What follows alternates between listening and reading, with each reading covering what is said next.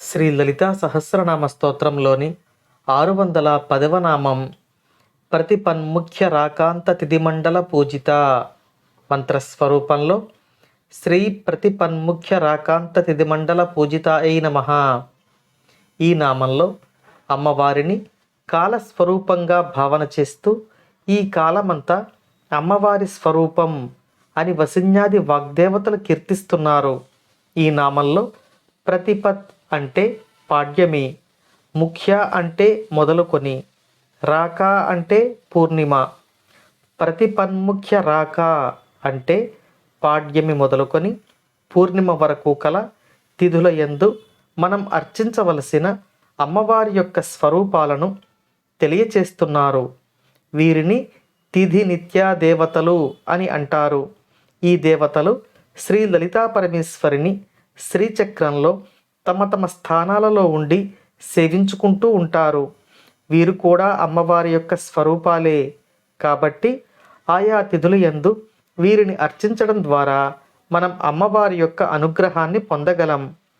ఈ తిథి దేవతలలో కల నిత్య మొదలైన దేవతలు మాత్రమే కాకుండా ఈ తిథులకు అధిష్టాన దేవతలు కూడా ఉంటారు. తిథి దేవతలను మరియు అధిష్టాన దేవతలను ఈ నామంలో తెలుసుకునే ప్రయత్నం చేద్దాం. వీరు శుక్లపక్షంలో పాడ్యమి నుండి పౌర్ణమి వరకు, కృష్ణపక్షంలో పాడ్యమి నుండి అమావాస్య వరకు వేరువేరుగా ఉంటారు. ఒక్క అష్టమి నాడు మాత్రమే అమ్మవారు త్వరిత అనే స్వరూపంలో మనలను శుక్లపక్షంలోను కృష్ణపక్షంలోనూ అనుగ్రహిస్తారు. ఇప్పుడు వివిధ తిథి దేవతలను తెలుసుకునే ప్రయత్నం చేద్దాం.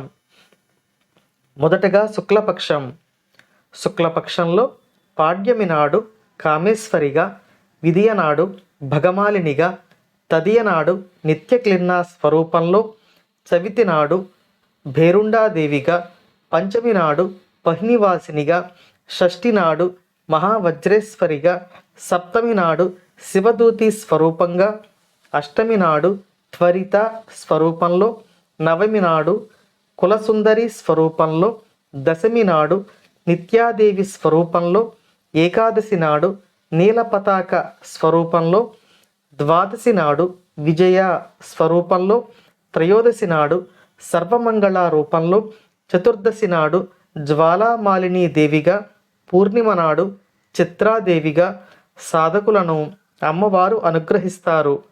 ఇక కృష్ణపక్షంలో పాడ్యమి నాడు చిత్రాదేవిగా, విదియ నాడు జ్వాలామాలిని స్వరూపంలో, తదియ నాడు సర్వమంగళాదేవిగా, చవితి నాడు విజయాదేవిగా, పంచమి నాడు నీలపతాక స్వరూపంలో, షష్ఠి నాడు నిత్యాదేవి స్వరూపంలో, సప్తమి నాడు కులసుందరి స్వరూపంలో, అష్టమి నాడు త్వరిత స్వరూపంలో, నవమి నాడు శివదూతి స్వరూపంలో, దశమి నాడు మహావజ్రేశ్వరి స్వరూపంలో, ఏకాదశి నాడు వహ్నివాసిని స్వరూపంలో, ద్వాదశి నాడు భేరుండా స్వరూపంలో, త్రయోదశి నాడు నిత్యక్లిన్నా స్వరూపంలో, చతుర్దశి నాడు భగమాలిని స్వరూపంలో, అమావాస్య నాడు కామేశ్వరీ దేవిగా సాధకులను అమ్మవారు అనుగ్రహిస్తారు. ఇక వివిధ తిథులకు గల అధిష్టాన దేవతలను గురించి మనం ఇప్పుడు తెలుసుకుందాం.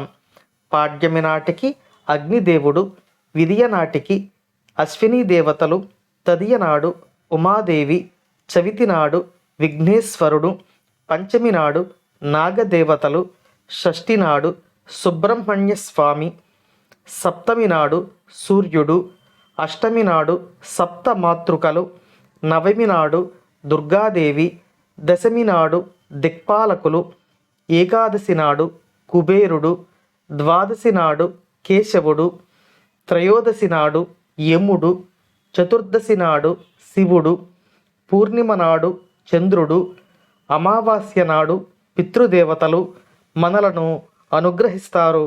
ఇలా కాలస్వరూపంలోని అమ్మవారిని మహాకాళిగా పైన చెప్పబడిన దేవతలందరూ పూజిస్తూ వారి అనుగ్రహాన్ని మనపై ప్రసరింపచేస్తున్నారు.